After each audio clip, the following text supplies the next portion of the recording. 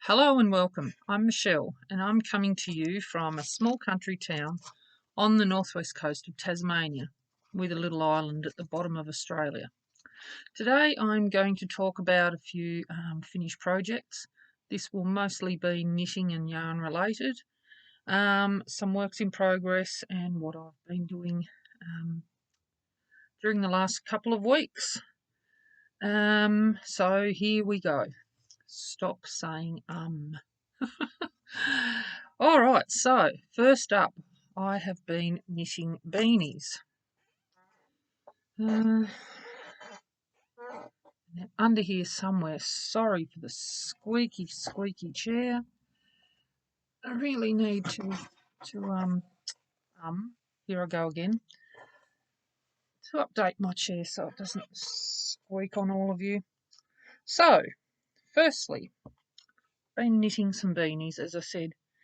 Now, this one I started quite a while ago, and I may have shown it to you in the last podcast. I'm not absolutely certain.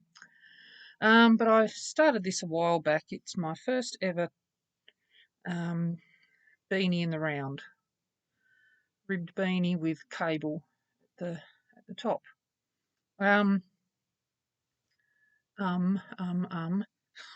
They call me So this one I started quite a while ago at a class I attended, and I dropped the stitch marker and just kept on knitting and hadn't realised, and by the time I realised, I thought I'd absolutely ruined it. But a little while ago I pulled it back out, thought, well, look, I'm just going to go from there, go from where I was at, and I'd forgotten I hadn't done the patterns in cable, but I did it only in the rib. And I began cabling and ended up with this lovely little florally flower-shaped top, which I thought was quite cute. So that was my first ever beanie. From there, wasn't sure how much wool I'd have left, so I decided to try it with the cable. That didn't quite work. I somehow missed a stitch here and there, and it ended up with a strange snaky cable and the pretty top. So this is just a smaller one. I'm not sure if I already showed you these, but if not, I will. If I did, never mind. So I still had quite a bit of yarn left, and I cast on another one, and this one I did the cable, as in the pattern. I find it a bit odd that the cable didn't start down here. I guess you can roll it, but it doesn't sit. It doesn't like to stay up. So maybe I should have started with smaller needles for the ribbing and went from there. But it came out quite nice, and I love this yarn. I'll show you the yarn in a moment. So this yarn is the Bendigo Bloom in the colour Rust. So this is an Australian wool company in Bendigo, Victoria. The colours are coming up a little bit strangely. That this colour here is more purple, but never mind, we'll go with what we have. So this was the Bendigo in Rust, 8-ply, and I knit these on 4mm circular needles. So I have enough probably for another beanie, which I will do fairly soon. Then I was given some yarn from a friend, and she gave me a bag of yarn, and in that was Dazzle 8-ply heirloom in this lovely olive green. It's 100% acrylic. It's not pure wool. The Bendigo's pure wool. And from that, I went on to make an olive green cable beanie. This is the largest size, so it's quite a large size beanie. If it doesn't fit any of my sons, it will make its way to the market. And then I was watching a podcast, Kias Pod, and she does a lot of colour work. Sorry, I got a bit of fluff from the wool. That's nice. And she shared this lovely beanie pattern, which is called the Easy Ombre Slouch Hat, Llama Una. That's quite a nice pattern.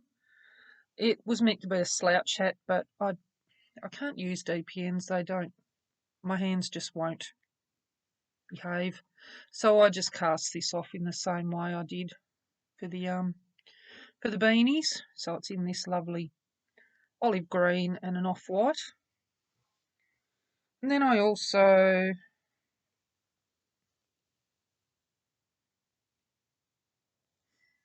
cast on and made some little matching fingerless gloves. There's that one. Hopefully it'll roll flat eventually, but now that's okay. So a matching pair of those.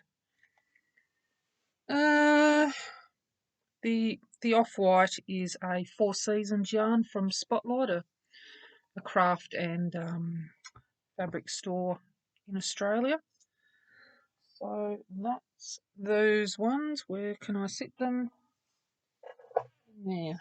Sorry, I forgot to share the pattern for the other hat.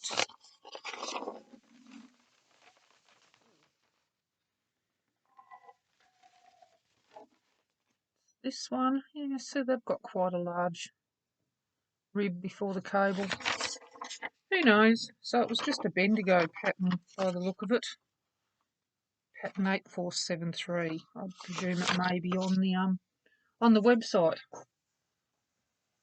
And this is the Llama Una pattern. Sorry, it's all backwards. So that's the beanies. From there, I went on to play around with some cotton yarn, and I've been knitting some dishcloths. I was thinking about giving them as gifts for Christmas, but I don't know. I don't think they're very well done. They don't come out square. They're all, I don't know. So I may keep them myself. It's a really bright green. I haven't woven in the ends yet, and I've knit them on the mitered on the corner to corner. So I've done a couple of those, and the third one, which hopefully I don't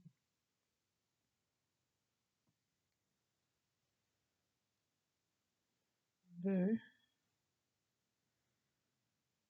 Third one I tried a waffle stitch. So I don't know what I'll do with those. I may just keep them for myself.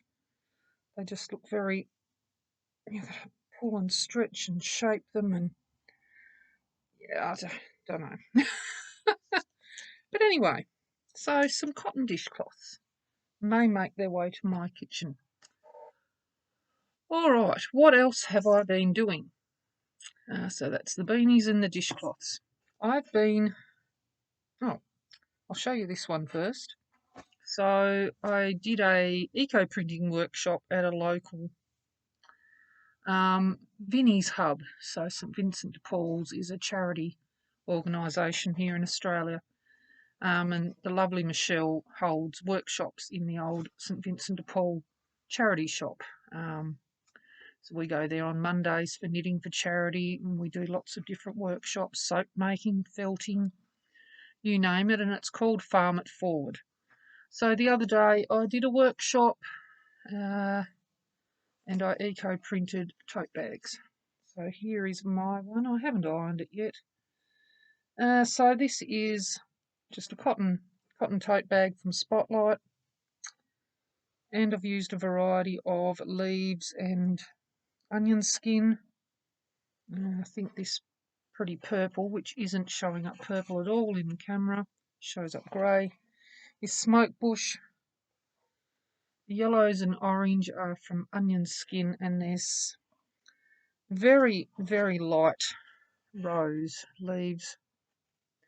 The other ladies were quite happy and took home their tote bags. They said they had a lot of fun, so that's great, and I may do another one in the new year.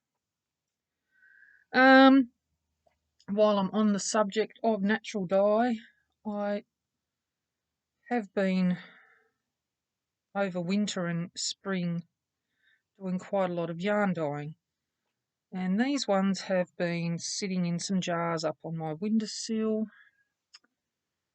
So with some natural dyes. Now I think the orange splotches are from madder root. And what I done, I popped the skein in twisted, jammed it into a jar, sprinkled bits in here and there, and then filled it with water and let them sit. And they came out with these nice variegated patchy tones. Sorry. This one is cochineal. It's a lovely bright pink and pale pink. Came out quite variegated. Then we have some yellows with orange and beige through. The little coloured strings are just what I held the skeins together. So that's a nice sort of a tonal, I'd say. This one is a bit more yellow, which is not showing up at all. It's showing up beige, but it's quite yellow, bright onion skin yellow, I think.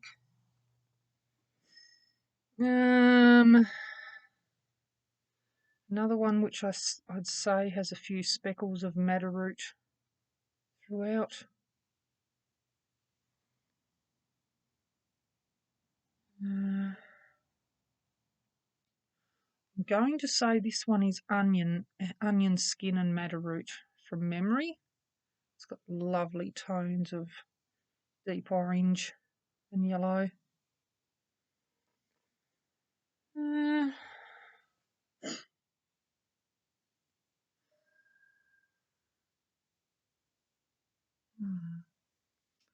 This one's also sort of fiery orange, burnt orange.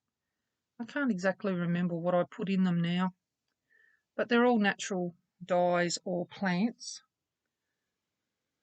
Then this one is a little bit more beige. I got a grey patch from something I put in there, so it's a beige with yellowy tones throughout. And this one is Kamala, and I don't know why. It's done it before, and I don't think I'll use it again. It's a lovely shade. This one came out a bit more brown than pink. The last one I got was a beautiful baby pink with pink splotches. This one I may have mixed with something, I'm not sure, but I know it's Kamala because at the bottom of the jar, and this has been washed and soaked and washed and soaked, it sticks, and it sticks together in this horrible, hard, I don't know how to explain it. So that's where it was sitting at the bottom of the jar. And I shook them and they sat in the sun, and I put them in hot water. But it's got this horrible stuck on dye. It's really yucky. So the other one didn't come out this bad, and so I just picked at it carefully, trying not to ruin the wool. So I think I'm going to have to do that with this one. Other than that, it may have to go in the compost. But anyway, I don't think I'll use that dye again. It's done it to me twice, and I'm not sure why. Sorry. So, some other things. I'll show you my works in progress before I show you the other yarn I've been dyeing, because I'll give the yarn a couple of seconds.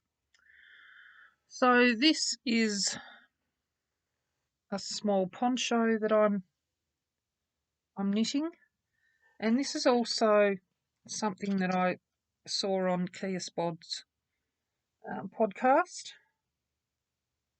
So what you do is you knit 2 strips about 35 wide and 75 long, and then you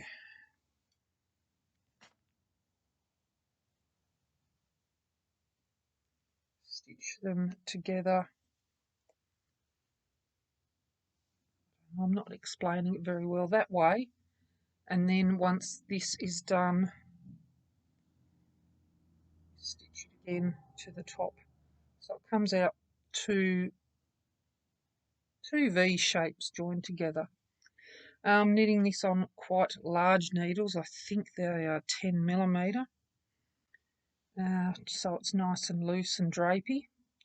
And then I may, because it curls up a lot, I may do as she done and hang some tassels, not tassels, some fringing from the same yarn to sort of weight it down a little bit. So I am using some more yarn I was given by a friend. I'm using Peyton's Grace. It's kind of a beige in this light, but it's a pretty, really pale peachy pink. It is 40% wool, 40% acrylic, and 20% nylon. It's really soft, but do those little hairs fly everywhere. But it's lovely. Okay, so now I will show you the other yarn I've been working on. I'll show you the yarn sponges first. So I follow Chemknits on YouTube, and she does a lot of dyeing, and she usually has a spare skein of yarn to dip into what's left over. Like if she's speckling, if she's got dry powder on her fingers, she'll rub it on an extra skein of yarn. So this was the first skein I did that with, and then at the end I dunked it in what was left. Some of the colour didn't evaporate properly, so I dunked this in, and it's this pretty muted rainbow. It has yellows and greens and pinks and beige all through it. It's quite nice. So this is the Four Seasons pure wool from Spotlight. So it's not a beautifully soft yarn, but it's soft enough to wear on your skin, I think. So that's that one. And these are 50-gram skeins. And then these two I popped in the pan, and they got a bit of the sprinkles and speckles from what was in there, and some lovely shades of pink and sea green and yellow. So that's those. Those ones aren't the exciting ones. These ones are the exciting ones that I'm about to show you. So I ordered some lovely 75% merino, 25% nylon Australian wool, milled in Australia, online, and they came, and I was trying to think what can I do with them. I'm a Tasmanian born and bred. I have been out of Tasmania, but I'm Tasmanian through and through. So I decided to do some shades of Tasmania. It's mostly up this end, up the north end, but I may add some more colours to these as we go along. I only started with 10 skeins, and I'll see how they go. So this is the first one. This is Church Window. This is beautiful, squishy, soft, fingering 4-ply. Gone out of shape a little bit from the basket I've had it in. So speckled, beautiful speckles of red and green and blue and yellow, all the colours in the church windows. And I based this one on the church windows at the Penguin Uniting Church, which is just down the road from the market that I attend every Sunday. So I will put some photos up at the end that shows the colours a little bit better, because they're not showing up perfectly. Next, sorry for this squeaky chair. I think I say it every time. Then we have the bends. No, not the bends when you're been underwater. The bends. I say it a bit funny. So this one is inspired by the colours of the 99 Bends at Queenstown. It's an iconic road that comes down into Queenstown. And up until recently, it was always very barren, very orange, dry dirt hills. Took these colours from a photo that I saw, and it shows all the greens of the trees and the grey of the tar, the roads, and a few little flowers speckled through. So there's lots of little coloured speckles through that one. Not quite like that one. So that's the Bends. Now, these didn't all come out exactly how I was planning, of course, but they came out beautifully nevertheless. Now, this one is Rhodo Garden. Now, I was married in the Chinese bridge at the Rhododendron Gardens just out of Burnie, the Emu Valley Rhododendron Garden, and this colourway was inspired by that. So the lovely reds of the bridge and the greens of the trees and all the colours of the garden with lovely speckles of all sorts of colours, yellows and everything.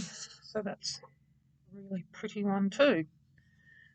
Some of the prettier colours aren't showing up very nice. There's pinks and everything there as well, teal.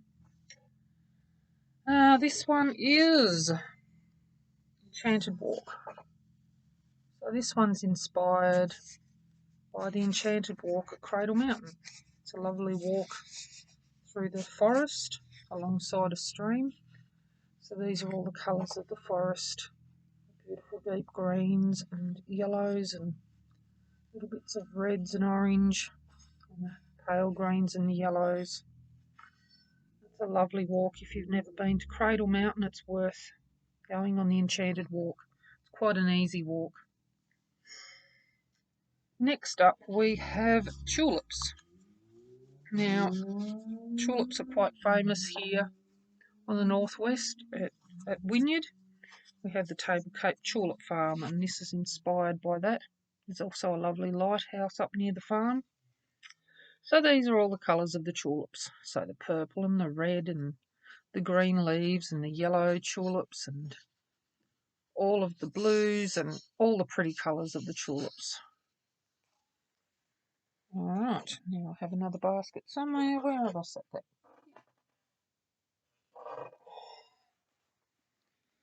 Okay, next up.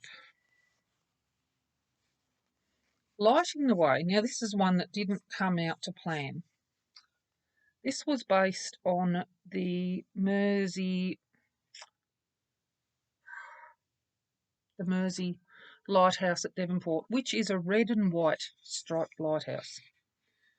For some reason, it came out a lot more pink than I planned, but I based it on the red and white lighthouse and the scenery around it. There are a lot of beautiful orange rocks and grass and things around it, so there's not a lot of the red and white, but it's a lovely colourway nonetheless. Next up. Now this one ended up with lots of red and orange. This is Bay of Fires, which is a beautiful place on the east coast of Tasmania, where there's lovely rock formations on the beach in beautiful orange-red tones. So this one's based on that, with a nice sea blue and some beige.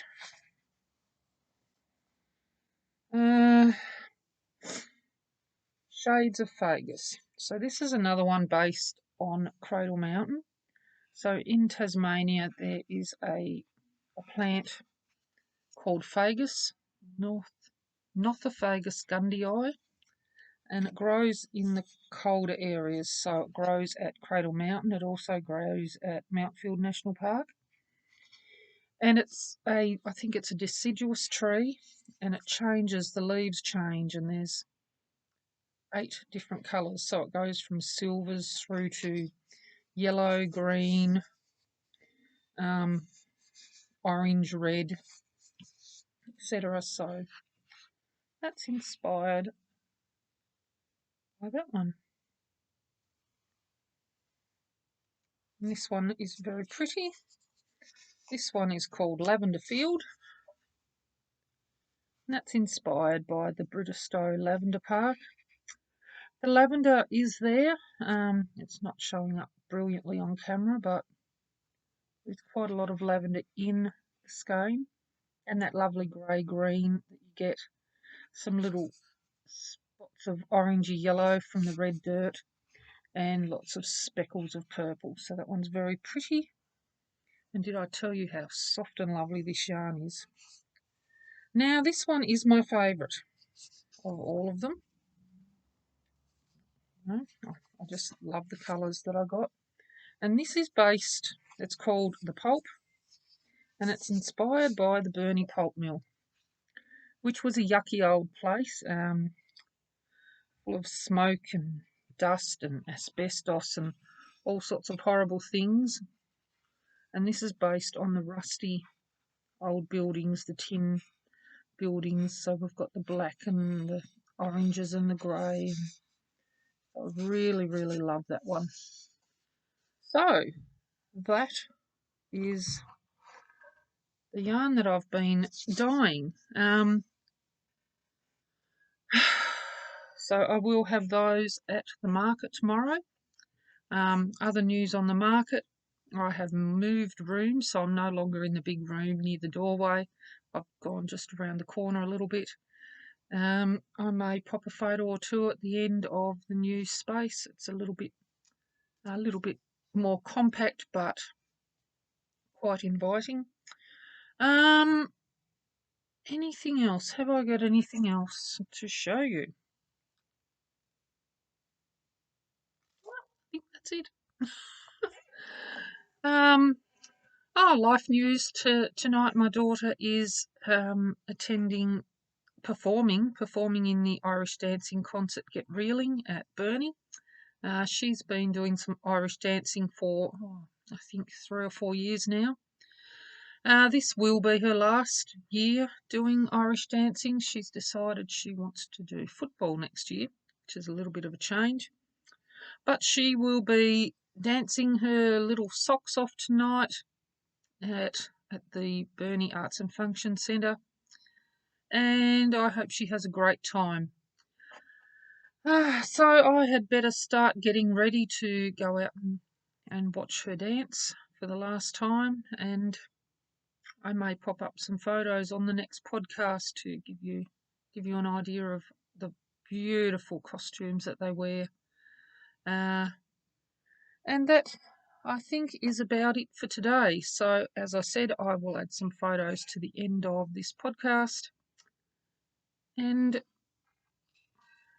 what was that? Oh, that was the cotton. It was Gem, Peyton's Gem.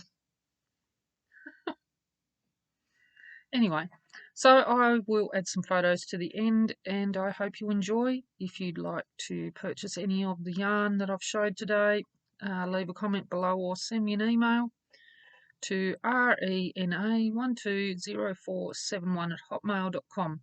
Also, before I forget, if you like this video, give it a like, a thumbs up, subscribe to my channel if you'd like to see more from around the northwest coast of Tasmania.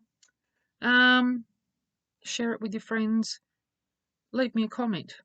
That all helps go towards being seen on YouTube.